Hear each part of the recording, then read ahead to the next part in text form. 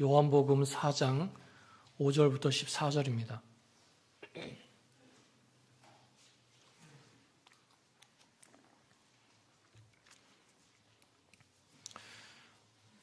요한복음 4장입니다. 5절부터 14절입니다. 교독하시겠는데요. 제가 먼저 읽겠습니다. 사마리아에 있는 수가라 하는 동네에 이르시니 야곱이 그 아들 요셉에게 준 땅이 가깝고 예수께서 길 가시다가 피곤하여 우물 곁에 그대로 앉으셨으니 때가 6시쯤 되었더라. 사마리아 여자 한 사람이 물을 기르러 왔음에 예수께서 물을 좀 달라 하시니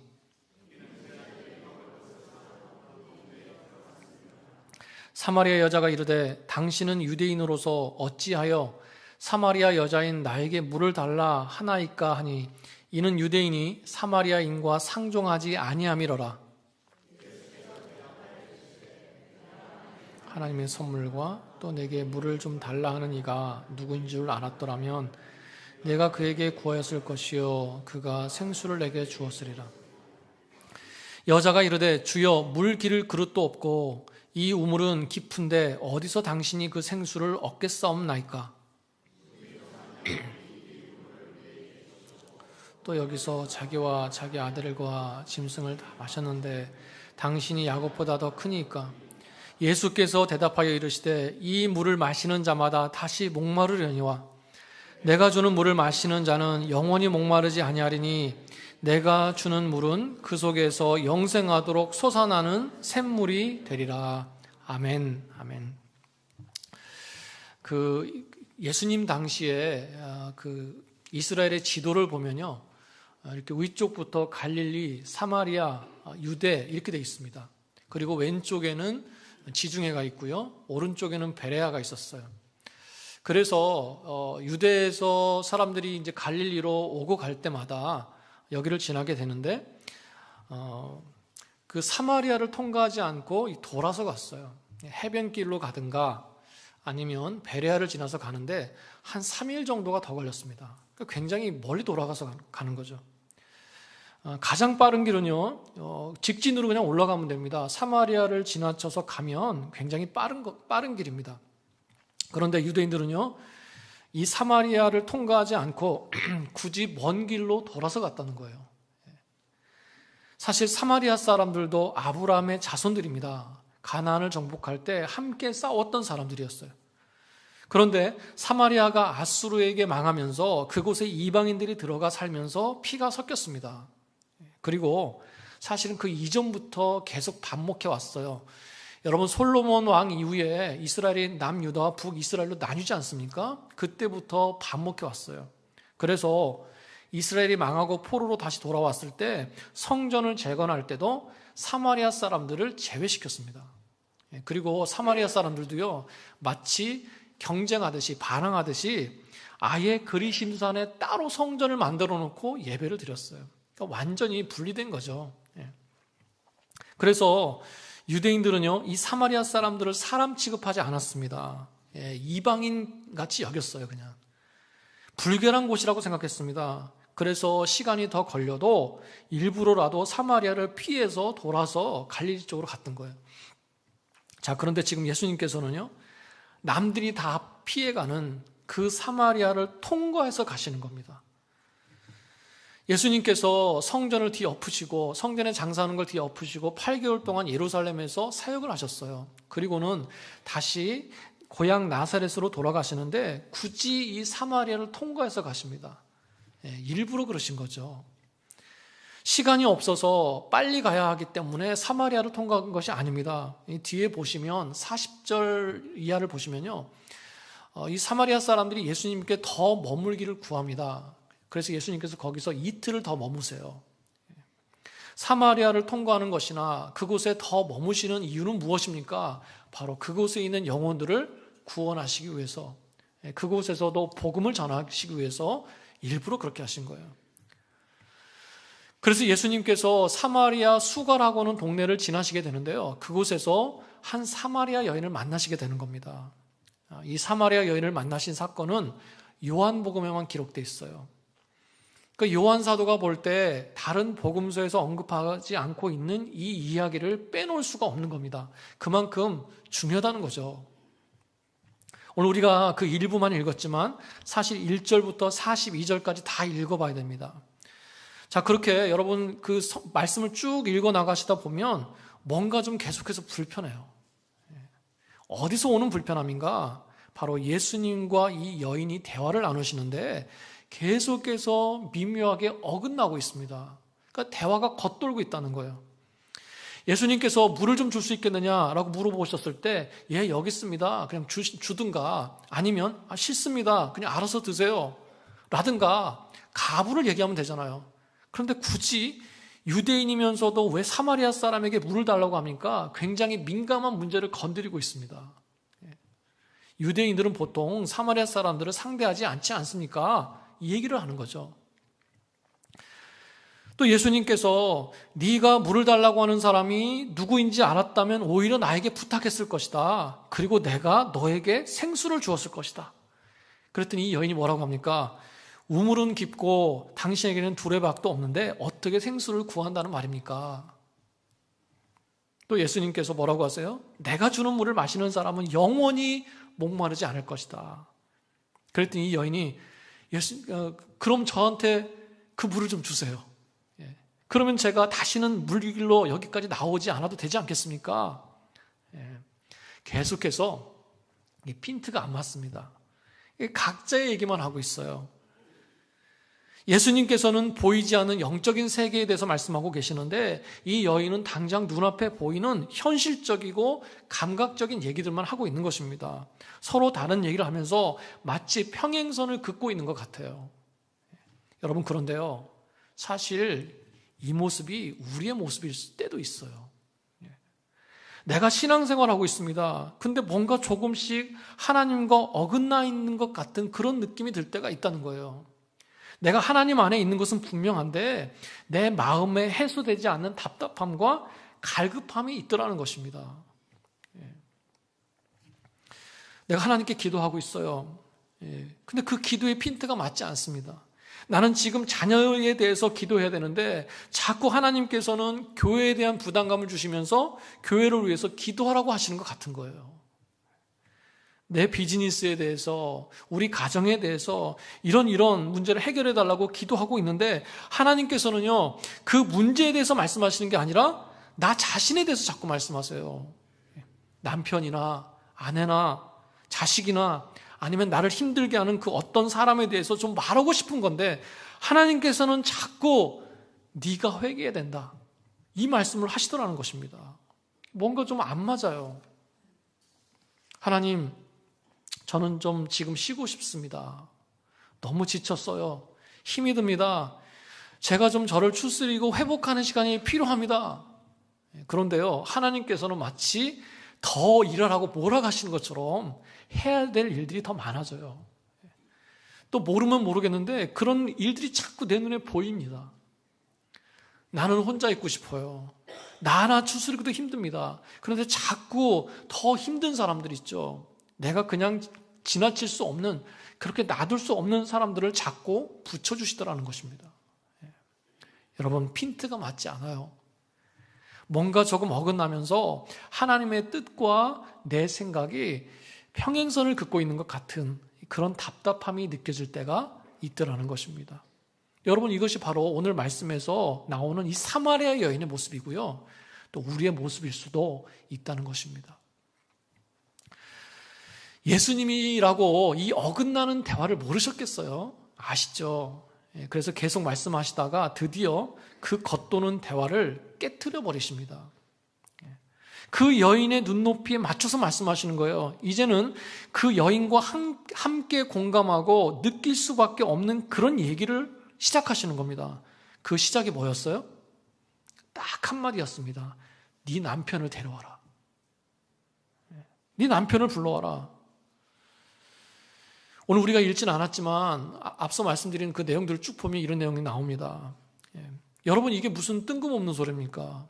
영적인 얘기를 쭉 하시다가 갑자기 허를 찔러서 가서 네 남편을 불러와라. 여러분, 사실 누구도 모르지만 그 사마리아 여인에게 있어서 이 한마디 말은요, 자신의 인생에 있어서 과거와 현재를 압축하고 있는 그 한마디였습니다. 가슴 철렁한 말 있잖아요. 말문이 탁 막히는 그런 말이었어요. 자신의 인생의 약점을 한마디로 표현할 수 있는 그 말이 네 남편을 데려와라, 이거였습니다. 왜 그렇습니까? 이 여인은 남편이 5번이나 바뀌었어요. 그리고 지금 같이 살고 있는 사람도 사실 남편이 아니었습니다. 그래서 이 여인은 언제나 사람들 앞에 당당하게 서지 못했어요. 설 수 없다고 생각했습니다, 스스로. 그리고 아마도 이 동네에서는요, 굉장히 안 좋은 소문으로 유명했던 여인이었을 거예요. 다 아는 여인이었을 겁니다. 그래서 환멸과 멸시의 눈으로 자신을 바라보는 그 동네 사람들을 피해서 가장 더워서 아무도 나오지 않는 그 시간에 나와서 혼자 물을 기르고 있었던 거예요. 자, 그런데 그 여인에게 남편을 데려오라, 이 말문이 탁 막히는 거죠. 여러분, 예수님께서 너무 잔인하십니까? 너무 노골적이신 건가요? 아니에요. 왜 예수님께서는 굳이 그 여인의 치부를 건드리고 계신 건가? 그래야만 그 여인이 마음문을 열고 눈을 열어서 바로 앞에 계신 예수님이 누구신지를 바로 볼 수 있기 때문에 바로 그렇게 하신 겁니다. 예수님께서 그 여인에게 모멸감을 주려고 비난하려고 그런 말씀을 하신 게 아니에요. 잔인해 보이지만 힘들겠지만 그 약함이 만져져야만 그 여인의 지치고 굳어진 마음의 문이 열리기 때문에 예수님께서 그 부분을 지금 만지고 계시는 겁니다. 그 인생의 가장 큰 숙제를 건드리지 않고는 그 여인의 마음이 열려지지가 않는 거예요. 여러분, 우리도 그렇지 않습니까? 나는 완고한 사람이에요. 나는 고집이 있고 자존심 있는 사람입니다. 그런 나를 아버지 하나님께서 만나고 싶어 하세요. 내가 자꾸 겉돌고 있는데 내 인생에 자꾸 하나님과 평행선을 그으면서 살고 있는 것 같은데 그런 나를 만나셔서 대화하시고 공감하시고 그런 나에게 은혜 주시기를 원하신다는 겁니다. 그렇다면 하나님께서 어떻게 하시겠습니까? 내 고집을 건드리시겠죠. 내가 마음문을 열지 않는 그 이유, 내 마음을 강팍하게 두고 있는 그 이유가 되는 그걸 먼저 만지실 거라는 거예요. 그래서 내가 아파하는 것, 내가 피하고 싶은 것을 드러나게 하셔서 내 연약함을 드러내신다는 겁니다. 그걸 위해서 때로는 어떻게 하세요? 그걸 드러낼 수밖에 없는 환경과 상황에 나를 몰아넣으시기도 하더라는 겁니다. 여러분, 그럴 때 우리 마음이 어떻습니까? 섭섭하죠. 섭섭해요. 하나님, 서운합니다. 그런 마음이 들어요. 여러분, 그런데 그 마음을 하나님도 아십니다. 내가 아프고 힘들다는 거 아세요. 하나님께서도 그런 나를 보면서 마음이 좋지 않으실 거예요. 여러분, 그럼에도 불구하고 그렇게 하실 수밖에 없는 것입니다. 왜 그렇습니까? 그래야지 내가 내려놓을 수 있다는 거예요. 그 문제가 해결돼야만이 하나님을 깊이 만날 수 있기 때문에 그렇습니다. 나를 만나고 싶으셔서, 나를 회복시키시고 싶으셔서, 나를 살리시기 위해서 그러시는 거예요. 여러분, 내가 그렇게 꽉 붙들고 쉽게 놓지 못하는 것이 있으시죠? 놓아지지 않는 게 있으시죠? 그런데 그걸 무너뜨려야지만 내가 하나님을 만날 수 있는 그런 것들이 있습니다. 그걸 내려놔야 돼요. 내가 하나님과 어긋나지 않고 그 뜻대로, 하나님 뜻대로 함께 가기 위해서는요, 반드시 내려놔야 될 것이 있습니다. 예수님께서 유대인들이 상종도 하지 않는 그 사마리아 여인을 붙들고 왜 이런 말씀을 하시겠어요? 바로 그 한 영혼을 구원하시고 싶으셔서. 그 멸시받는 여인도 사랑하시기 때문에 그 마음을 만지고 싶으셔서 예수님께서 지금 이런 말씀을 하고 계시는 겁니다. 여러분, 그렇다면 이렇게 내 연약함이 드러났을 때 우리가 어떻게 해야 되겠습니까? 맞아요, 주님. 제가 그렇게 살아왔습니다. 저는 정말 연약하고 부족한 존재입니다. 맞아요, 주님. 저 너무나 힘들었어요. 정말 죽고 싶었습니다. 너무나 외로웠습니다. 그러니 아버지께서 저를 좀 도와주세요. 저에게는 주님밖에 없습니다. 이렇게 자복하면서 나와야 되는 거예요. 그런데 우리는 어떻게 합니까? 이 본능적으로 자기 변호를 하죠. 자신의 연약한 모습, 그 치부를 감추고 싶어 합니다.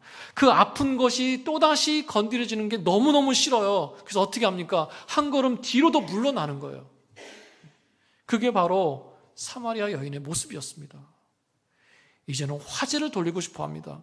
자신의 남편의 얘기, 그 아픈 부분이 더 이상 건드려지기를 원치 않아요. 예수님의 입에서 그 얘기가 더 이상 나오지 않았으면 좋겠습니다. 그래서 화제를 바꿔요. 그러면서 한 말이 뭡니까? 예수님, 예배가 뭡니까? 이 말이었어요. 여러분, 이 여인의 모습을 우리가 한번 자세히 생각해 볼 필요가 있습니다. 예수님께서는요, 그 여인의 실제적인 삶을 만지고 싶어 하시는 거거든요. 그런데 이 여인은 어떻게 합니까? 유대인들과 사마리아 사람들 사이에 그 오래된 해묵은 논쟁을 가지고 예수님 앞에 나가요. 그게 본인하고 무슨 상관이 있습니까? 직접적으로. 그 본인의, 그 여인의 현실적인 삶에 어떤 연관이 있겠어요? 예수님께서 그 여인의 눈높이에 맞춰서 정말 그 여인의 삶에 대해서 얘기하고 싶어 하시는데, 그 여인은 그걸 피하기 위해서 또다시 예배라고 하는 교리적인 것으로 도망갑니다. 여러분, 이 여인에게 예배가 중요하겠어요, 사실. 이런 삶을 살고 있는데, 사람을 피해서 나올 정도인데 예배 생활을 제대로 하고 있었겠습니까? 예배도 제대로 드리지 않으면서, 신앙적이지도 않으면서 신앙의 자신을 감추고 있는 그 모습, 여러분, 이건 굉장히 모순적인 모습이에요. 뭔가 앞뒤가 안 맞는다는 것입니다. 우리가요, 이런 신앙생활을 참 조심해야 돼요. 예배가 중요하다고 하면서 예배 드리지는 않습니다. 하나님을 신뢰한다고 얘기하면서, 믿는다고 말하면서 기도하지는 않습니다. 교회를 사랑한다고 하면서 교회의 하나됨을 깨트려요. 이게 얼마나 모순적인 신앙이냐고요. 여러분, 자신의 연약함은요, 하나님 앞에 내놔야 되는 것이지 하나님 뒤에 숨는 게 아닙니다. 그런데 우리는 그렇게 할 때가 있더라는 거예요. 자신의 부끄러움을 감추기 위해서 예수님이 말씀하시는 현실을 대면하지 못하고요, 거기에서 도망가고 싶어 합니다. 내 연약함이 건드려졌을 때 하나님 앞에 자복하고 회개해야 되는데 그게 그렇게 안 되더라는 거예요. 알면서도.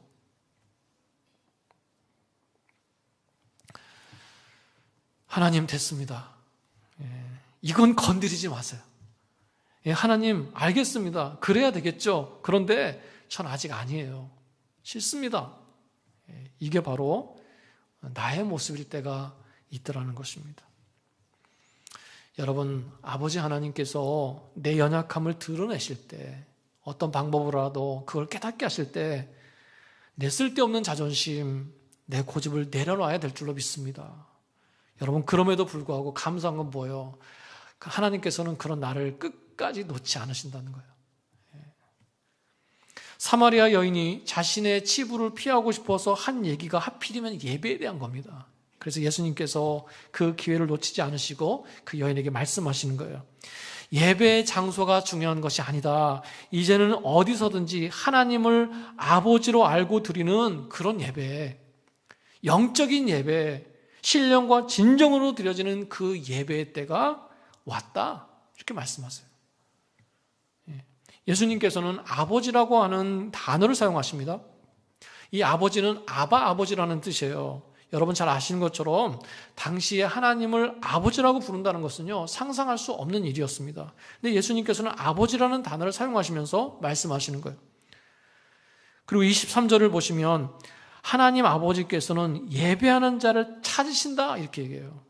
장소가 아니라 신령과 진정으로 예배드리는 예배자들을 찾으신다는 겁니다. 그렇게 예배하는 사람이 누군가? 바로 하나님을 아바 아버지라고 부르는 사람이라는 거예요. 한마디로 하나님의 자녀들이라는 것입니다. 그러면서 예수님께서 그 여인에게 말씀하시는 거예요. 그게 바로 너다. 그게 바로 너다. 내가 너를 그렇게 자녀로 불렀어. 너를 예배자로 불렀어. 그러면서 뭐라고 하시는 거예요? 바로 내가 그 예배를 알려주는, 그렇게 예배 드릴 수 있게 하는 메시아다. 이렇게 말씀하시는 거예요. 26절에 보시면 예수께서 이르시되 내게 말하는 내가 그러하시니라. 바로 내가 메시아야. 이런 말씀을 하고 계시는 거예요. 여러분, 사실 굉장한 겁니다. 하나님을 아버지라고 부르는 것도 굉장한 거고요. 예수님 자신을 아직 직접적으로 드러내시지 않던 때에, 그것도 예루살렘 한복판이 아니라 선택받은 사람들이 아니라 이 버려진 땅에서, 멸시받는 곳에서, 또 그것도 제대로 된 사람이 아니라 그 중에서 약자 중에 약한 자, 죄인 중에 죄인을 만나셔서 내가 그 메시아다, 내가 너를 예배자로 불렀어, 이렇게 말씀하시는 것은요, 사실 굉장한 사건이에요. 충격적인 은혜입니다. 여러분, 그리고 이 은혜는요, 지금의 저와 여러분에게까지 흐르고 있어요. 지금 예수님께서는요, 사마리아 여인을 통해서 지금의 나까지 보고 계시는 거예요. 여러분, 이 의미가 다가오십니까? 죄인 중에 죄인이고 이방인 중에 이방인인 지금의 나까지 보고 말씀하시는 겁니다. 내가 너를 구원했어. 내가 너를 자녀로 불렀어. 나는 네가 어떤 사람인지 다 알고 불렀어. 내가 너를 예배자로 불렀어. 여러분, 이 의미가 다가오십니까? 예수님이 아니면 언감생심 우리가 어떻게 하나님을 아버지라고 부를 수 있겠어요? 저 여러분을 그렇게 부르셨다는 것입니다. 여러분, 그 사마리아 여인의 인생이 얼마나 참 굴곡이 많았겠습니까? 그 인생이 얼마나 고달팠겠어요. 어떻게 보면 실패한 인생이라고 할 수 있습니다. 사람들은 자신을 더러운 것 보는 것처럼 사람 취급하지 않습니다. 자녀가 있는 것도 아니에요. 삶에 큰 낙이 없습니다. 마치 다람쥐 쳇바퀴 돌아가는 것처럼 반복되는 하루하루를 살지만 그래서 큰 기대 없이 살아요. 그러면서도 살아야 되니까, 육신의 갈증을 채워야 되니까 물동이를 이고 지고 혼자라도 나와서 또 물을 길러야 되는 것. 여러분, 이 모습은요, 우리의 고단한 인생을 상징적으로 보여주는 거예요. 여러분, 예수님께서 이 여인을 만나고 계실 때 제자들은 뭐 했습니까? 그 동네에 들어가서 먹을 걸 구하고 있었어요. 앞에서도 말씀드렸지만 유대인들은 사마리아 사람들을 상종도 하지 않았습니다. 당시의 랍비들은요, 뭐라고 가르쳤냐면 사마리아 사람들과 함께 빵을 먹는 것은요, 그들이 금하는 돼지고기를 먹는 것과 마찬가지다, 이렇게 가르쳤어요. 그러니까 한마디로 뭡니까? 그들과 함께 있지도 말고 음식도 함께 먹지 말라는 거예요. 한 공간에 있지 말라는 겁니다. 그런데 그렇게 멸시하면서도 지금 어떻게 하고 있는 거예요? 배가 고프니까 사마리아 그 동네를 돌아다니면서 음식을 구하고 있더라는 거예요. 그러니까 율법으로나 관습으로나 아무리 뭐라고 해도요, 당장의 배고픔을 해결하기 위해서, 허구지책을 위해서 움직일 수밖에 없는, 움직여야만 되는 그런 모습, 타협할 수밖에 없는 모습, 이게 바로 사람의 연약함이에요. 인생의 고달픔을 보여주는 한 단면이라는 것입니다. 남편이 5번이나 바뀌었다. 남편이 바뀌었다는 건 뭡니까? 그 삶에 만족이 없었다는 거죠. 무엇인가 더 나은 삶을 기대했는데, 좀 더 좋아지기를 소망했는데 계속해서 실패한 것입니다. 보통 이런 사람들이 가지고 있는 게 뭐죠? 사랑 결핍이라고 하지 않습니까? 사랑받지 못한 데서 오는 불안함을 가지고요, 자꾸 채우고 싶어 합니다. 그러니까 그 마음에 채워지지 않는 갈증을 가지고 살았던 거예요. 여러분, 그 사마리아 여인만 그랬겠습니까? 사람은 누구나 다 갈급함을 가지고 살아갑니다. 이 땅에 있는 동안 인생은 고달픈 삶이 있다는 거예요. 여러분, 그래도요, 이 시대는 어렵다 그래도 예전보다는 더 풍요롭게 살지 않습니까? 그런데 상대적으로 사람들이 느끼는 그 박탈감이나 공허함이나 갈급함은 더 깊어지는 것 같아요. 가면 갈수록 강팍해지고요, 가면 갈수록 긍휼과 사랑을 잃어버리면서 무엇인가 더 많이 얻고 누리는 것 같지만 이 마음은 더 헛헛해요. 그래서 마음의 병도 많아지고요. 영적인 갈급함도 더 심해지더라는 것입니다. 여러분, 이 영적인 갈증은 예수님이 아니면 채워질 수 없는 줄로 믿습니다. 그래서 예수님께서 요한복음 7장에서 뭐라고 말씀하셨습니까? 내가 바로 그 갈증을 채워주는 너희에게 생수를 주는 메시아다. 이렇게 말씀하세요. 그리고 사람들에게 뭐라고 외치십니까? 이르시되 누구든지 목마르거든 내게 와서 마시라. 나를 믿는 자는 성경의 이름같이 그 배에서 생수의 강이 흘러나오리라. 그리고 오늘 말씀 14절에서 뭐라고 말씀하고 있습니까? 내가 주는 물을 마시는 자는 영원히 목마르지 아니하리니 내가 주는 물은 그 속에 영생하도록 솟아나는 샘물이 되리라. 아멘입니다. 네. 여러분, 지금 내 삶에 어떤 갈증과 문제를 가지고 계십니까? 어떤 목마름을 가지고 사세요? 그걸 가지고 예수님께로 나오시기 바랍니다. 생수 그 자체 되시는 예수님을 그 마음과 그 삶의 주인으로 모셔드리시기를 바랍니다. 그러면 반드시 해결하시고 채워주실 줄로 믿습니다. 그 문제를 바꾸시든지 아니면 그 문제 앞에 있는 나를 바꾸실 거예요. 여러분, 우리 아까 찬양할 때 그 가사 기억나십니까? 저는 그게 눈에 확 들어왔는데, 마음에 확 들어왔는데, 내 앞에 바다가 갈라지지 않으면 나로 하여금 물을 걷게 하실 것이다.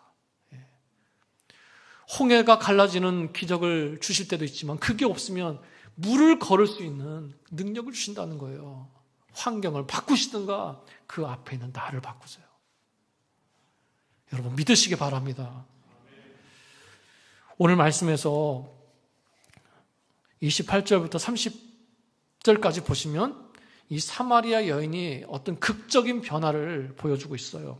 예수님을 제대로 만나고 예수님을 정말 제대로 그 인생의 예수님을 제대로 만났을 때 어떻게 변했는가. 사람들의 시선을 피해서 몰래 물 길러 왔던 여인이었는데 그 물동이를 버려두고 그 동네에 들어가서 사람들을 찾아다니면서 자신이 만난 예수님을 막 증거하고 있습니다. 담대해졌어요. 그러면서 뭐라고 합니까? 와서 보라. 와서 보라. 내가 그리스도를 만났다. 그 모습을 보면요, 자신이 만난 예수님에 대한 기쁨이 있습니다. 그 기쁨을 견디지 못해서 사람들을 찾아다니면서 예수님을 전하고 있더라는 거예요. 삶이 너무 기쁜 겁니다. 예수님을 알지 못했던 어제와 예수님을 만난 오늘은 완전히 다른 세계라는 거예요. 다른 세상이라는 거예요. 여러분, 사실 환경이 바뀐 건 없잖아요. 사람들의 평가가 바뀌지 않았습니다. 아직도 그 집에 자신의 처지는 어떤 극단적인 변화는 없어요. 극적인 변화는 그대로입니다. 그런데 마음이 바뀌었어요. 생각이 바뀌었습니다. 그 영혼이 살아났어요. 여러분, 예수님을 만난 사람들은 이 여인처럼 간증이 있고 말하지 않고는 견딜 수 없는 그런 기쁨과 감사가 있는 줄로 믿습니다. 여러분, 이런 경험을 해보신 적이 있으실 겁니다. 현실적으로는 아무것도 변한 게 없어요. 그런데 이제 더 이상 걱정하지 않습니다. 문제는 그대로예요. 해결되지 않았습니다. 그런데 두렵지 않습니다. 바로 내가 예수님을 만났기 때문에 그래요. 그래서 내 마음이 바뀌고 내 시선이 바뀌고 가치관이 바뀌었습니다. 이게 바로 예수님을 제대로 만난 사람들의 모습이라는 것입니다. 여러분, 이런 만남이 내 일상 속에서 계속 지속돼야 될 줄로 믿습니다. 사마리아 여인의 그 변화를 보고 그 다음에 어떤 일들이 일어났습니까? 그들이 동네에서 나와서 예수께로 오더라. 다른 사람을 예수님께로 나오게 하더라는 거예요. 여러분, 이게 바로 예수 믿는 자의 모습인 줄로 믿습니다. 내가 먼저 만나고요, 내가 먼저 변하고요, 그것이 전함이 되는 거예요. 여러분, 내 삶으로 예수님을 드러내고 예수님을 전하는 그런 전도자 되시기를 축복합니다. 오늘 예수님을 만난 사마리아 여인을 통해서 우리가 은혜를 함께 나눴습니다. 여러분, 이제 올해도 얼마 남지 않았습니다. 이 땡스기빙이 끝나면 더 빨리 가는 것 같아요. 얼마 남지 않은 올해 한 해를 여러분 기도로 잘 마무리하시기 바랍니다. 무엇보다 우리 주님을 더 깊이 제대로 만나시기 바랍니다.